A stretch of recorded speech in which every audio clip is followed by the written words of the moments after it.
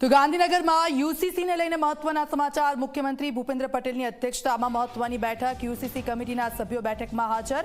યુસીસીના report મુદ્દે બેઠકમાં ચર્ચા। ગૃહ રાજ્યમંત્રી હર્ષ સંઘવી પણ બેઠકમાં હાજર છે। તો યુસીસીને લઈને આ મહત્વના સમાચાર, તેને લઈને ચર્ચાઓ થઈ રહી છે। યુસીસી કમિટીના સભ્યો બેઠકમાં હાજર છે। સીધા જઈશું સંવાદદાતા હિતલ અમારી સાથે લાઈવ જોડાઈ ગયા છે। હિતલ, યુસીસીને લઈને આ બેઠક છે ને તમામ લોકો આ બેઠકમાં હાજર છે, શું ચર્ચાઓ આ બેઠકને લઈને?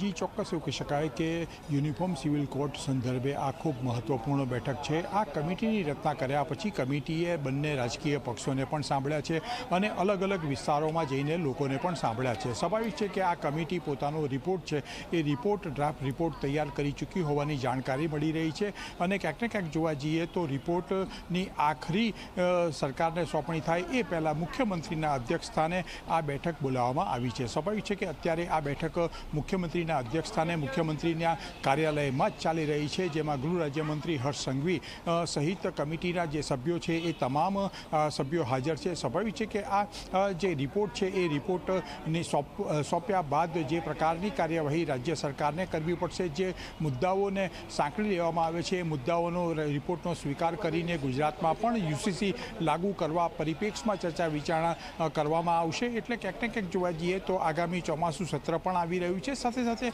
ડિસેમ્બર મહિના પહેલાં રાજ્યમાં 13 મહાનગરપાલિકાઓની ચૂંટણીઓ આવશે। આ તમામ પરિપ્રેક્ષમાં રાખીને આજની બેઠક ખૂબ મહત્ત્વની માનવામાં આવે છે અને હવે પછી રિપોર્ટ ક્યારે સોંપવામાં આવશે તેનો નિશ્ચિત સમયગાળો પણ નક્કી કરવામાં આવી શકે છે, એ પ્રકારની શક્યતાઓ અત્યારે જોવામાં આવી રહી છે। બિલકુલ, આભાર હિતલ સમગ્ર વિગત બદલ। તો આપ જુઓ, યુસીસીને લઈને આ મહત્વપૂર્ણ બેઠક, જે રિપોર્ટ છે યુસીસીને લઈને એ રિપોર્ટ તૈયાર થઈ ગયો છે ને તે રજૂ કરવામાં આવશે।